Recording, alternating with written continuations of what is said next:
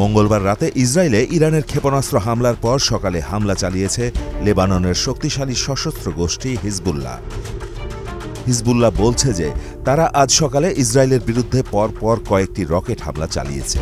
এর মধ্যে একটি ছিল ইসরায়েলি সামরিক ব্যারাকের রকেট হামলা। হিজবুল্লাহ এক বিবৃতিতে এসব জানিয়েছে বলে এক প্রতিবেদনে উল্লেখ করেছে ব্রিটিশ সংবাদ মাধ্যম বিবিসি। বিবৃতিতে হিজবুল্লাহ আরও বলেছে যে স্থানীয় সময় সকাল ৭:১৫ থেকে ৭:২০ মধ্যে সুতলা ও মাসকাফ আম সেটেলমেন্টে এবং সোমেরা ব্যারাকে ইসরায়েলি সেনাদের একটি জমায়েতে ৩টি মিসাইল হামলা চালানো হয়।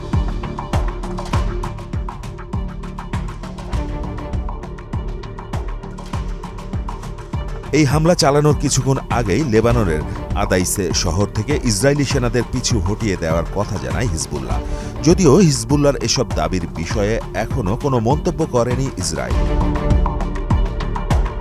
ইসরায়েলকে লক্ষ্য করে এক রাতে ২ শতাধিক ক্ষেপণাস্ত্র ছোড়ায় ইরানের প্রতি নিন্দা জানিয়েছে যুক্তরাষ্ট্র। সেই সঙ্গে ইসরায়েলের সঙ্গে ইরানের যুদ্ধ বেঁধে গেলে ইসরায়েলের পাশে থাকার ঘোষণা দিয়েছে যুক্তরাষ্ট্র। ইসরায়েলে ইরানের ক্ষেপণাস্ত্র হামলার পর তেহরানের রাস্তায় উদযাপন করতে দেখা গেছে বহু মানুষকে। ইরান এবং হিজবুল্লাহর পতাকা হাতে বহু মানুষ রাস্তায় নেমে আসেন। শুক্রবার লেবাননে ইসরায়েলি বিমান হামলায় নিহত হিজবুল্লাহ নেতার ছবিও ছিল অনেকের হাতে। সম্প্রতি হামাস, হিজবুল্লাহ এবং ইরানের সিনিয়র কমান্ডারদের হত্যার জবাবে গতকাল রাতে ইসরায়েলে মিসাইল হামলা চালানো হয়েছে বলে জানিয়েছে ইরানের রেভলিউশনারি গার্ড। তারা বলছে ইসরায়েল যদি এই হামলার জবাব দেয় তবে আরও হামলা চালানো হবে।